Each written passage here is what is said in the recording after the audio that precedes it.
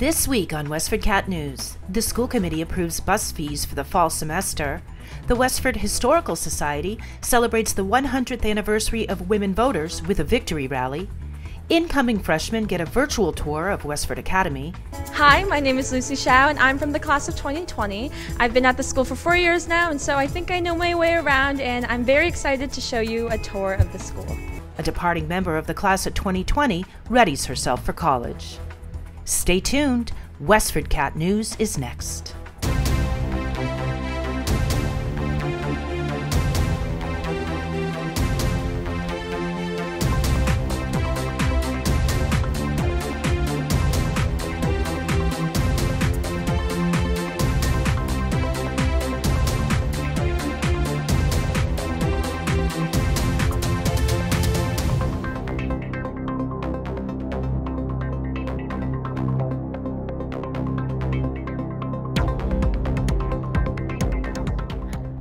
School committee member Avery Adam on August 17th objected to a request by Superintendent Bill Olson to upgrade the salary of a finance department employee. According to School Finance Director Ingrid Nielsen, the employee is a licensed school business administrator, a desirable asset. The matter was tabled until August 24th. Here's Olson, followed by Adam. This is a job description that we're bringing to you for the first time tonight. And this is somewhat of a rework of the responsibilities for one of the positions that, as you know, Ingrid has recommended in her reorganization plan. It's the Assistant Director of School Finance. We have an outstanding person in the position. We have beefed up the responsibilities of the position. Really, I like to think it's a person who, if God forbid Ingrid ever became ill and was out for a while, could step right in and take over the responsibilities. Not to the same extent as Ingrid, but has the capabilities of doing that. And I think I commend her on the reorganization of the business office, because I think it's a much better structure. And I'm asking, and she is also, for your approval of this job description. I assume this is a conversation for executive session, and I can't honestly vote on a job description with an unknown price tag on it at this time. I mean, if we proposed it and we want to talk about it in executive, but I can't just write you a blank check for whatever the increase you feel is. In other school committee news, Finance Director Ingrid Nielsen said her department closed out the year with leftover funds. We did close the year after all the adjustments with $92,000 left over. That said, the balances were great enough that I didn't have to take as much from school choice as we had anticipated when the budget was developed for 2020. Saving just about a little under $4,000 that will remain in our school choice revolving fund for use for next year.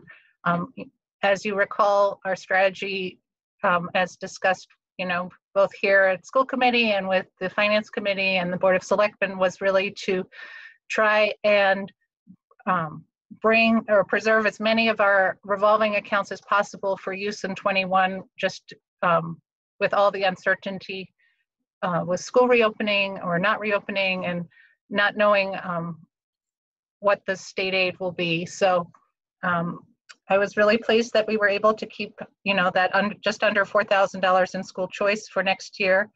Additionally, which was my top priority, I was able to balance without taking any of our 2020 circuit breaker funds.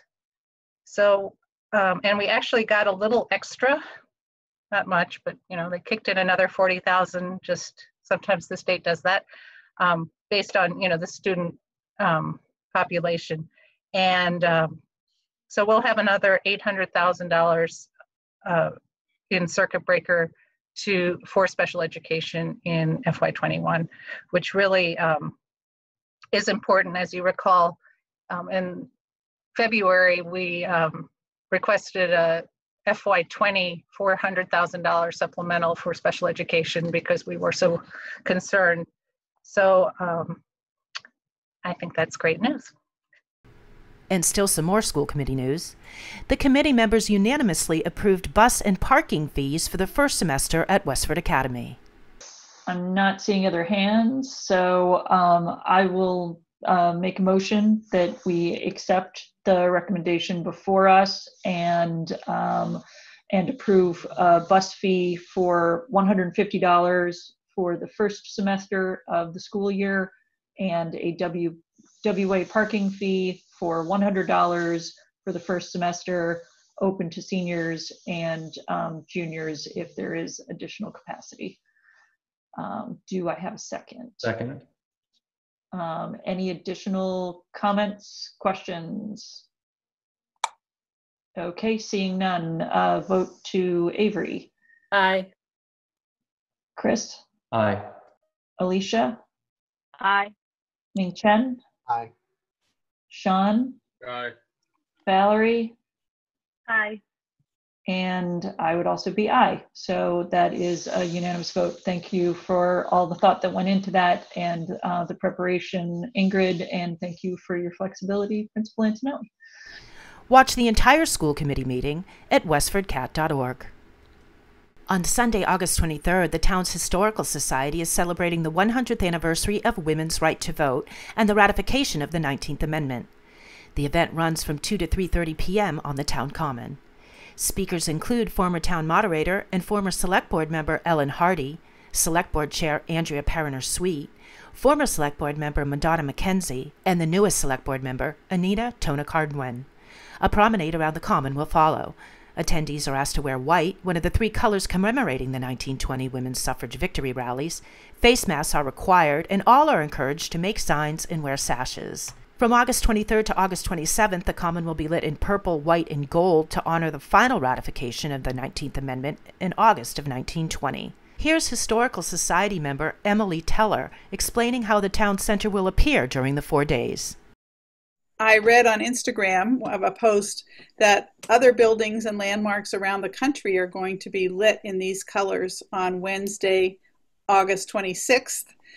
And I realized that Westford had been doing that every year to honor the Live for Live Foundation's Take Back the Night awareness of domestic violence. So I contacted Jody Marchand, who is involved in that, started it, and she gave me the name of the person who does her lighting, and I contacted him and asked if he could please add yellow and do the same thing, and he said that would be no problem. So I then needed to get permission from the select board to light up the common. It's part of a campaign that the National Women's Suffrage Centennial Commission, which is a federal board that's been authorized by Congress to work on this for a year. They're calling forward from the darkness, forward into light. And I think that's what the colors are standing for too. So Westford will be lit up from Sunday night after the rally and promenade through Thursday night that week to cover Wednesday night and one more night. And it will be all the buildings around the common that are public buildings, plus the common and the gazebo. Here's Linda Green, director of the Westford Historical Society and the Westford Museum, inviting residents to join the rally.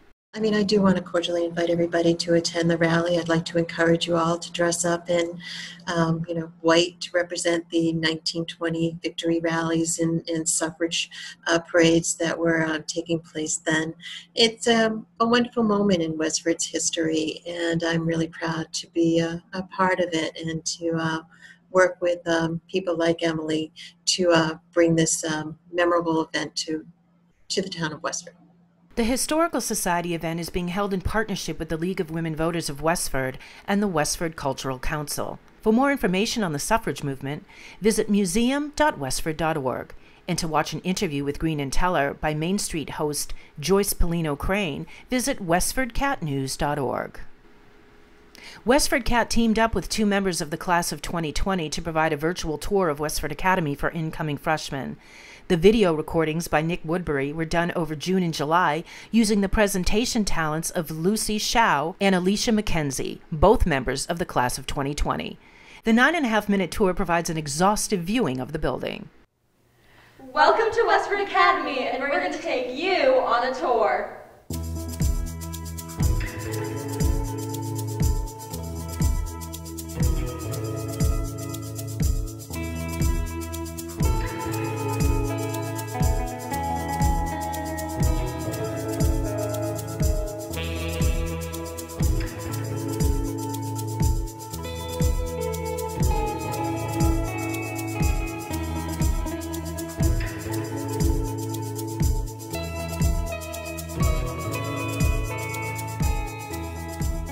Hi, my name is Lucy Shao, and I'm from the class of 2020. I've been at the school for 4 years now, and so I think I know my way around, and I'm very excited to show you a tour of the school. Hi, my name is Alicia McKenna, and I'm also part of the class of 2020, and just like Lucy, I've been here for 4 years, and I can't wait for you to come to Westford Academy. We're on the first floor right now, and this is the hallway when you turn right after entering the building, and we're gonna go visit the main office and the clinic. We're here in the main office, and this is where you can find basically anything you need, and we'll usually have 3 amazing, wonderful administrative assistants who will help you with anything you have, any questions you have or anything like that. When your parents come in, they can sign in over here, and if you left something at home, your parents can come in and drop it off over here, and you can come in and pick it up between classes. And behind the desk we have our lost and found, so if you lost something, usually you can check in here and find it. And this is basically the front line of our school, so if you have any questions or needs, this is where you should go. So, a little farther into the main office, in addition to what Lucy says, we have the offices of the athletic director, our resource officer, and our principal. So now we're in the clinic, and hopefully you don't have to visit here too often, but we do have 2 amazing nurses on duty at all times, and the clinic is right next to the main office, so easy to find. Visit WestfordCAT.org to watch the entire video. WestfordCAT asked Westford Academy alumnus Carolyn Crimmins, class of 2019, to interview half a dozen Westford Academy graduates. We asked how they're coping with COVID-19 regulations that delayed their graduation ceremony from June 5th to August 7th, forcing them to cancel their prom, end sports, and give up a traditional trip to Disney World. But they were so far beyond that. This week, we kick off the series with Elle Whitehead, who is bound for UMass Amherst. Coming soon will be Jack Pappas, Jam Cataldo, Carolyn Burke, Heather Bortolucci, and Lucy Chow. So right now I'm going in as a psychology major, and I might minor in English or education, but we will see. Definitely psych for now. Nice. So like what part of psychology do you want to be a therapist, or like what kind of stuff do you want to do? Yeah, so I kind of want to work in a school, so maybe a guidance counselor or a school psychologist, or some type of therapist who works with kids. Nice. Then why did you decide to go to this college? Like, why is a UMass Amherst, like, I guess, good choice for you? Yeah, so I had a lot of colleges I was deciding between. It was a really hard choice, but UMass, everyone I know that went or goes has had a really good experience there. And I've heard it's a lot of fun, and there's a lot to do on campus, and it's also really affordable, and the food is really good, and it just seemed like a good choice for me. Yeah, the food is really good. I haven't tasted it, but it sounds really good. It is. You should come visit sometime. Stay tuned for more from the class of 2020. That's it for now, Westford. I'm Patty Stalker, and you're watching WestfordCAT News.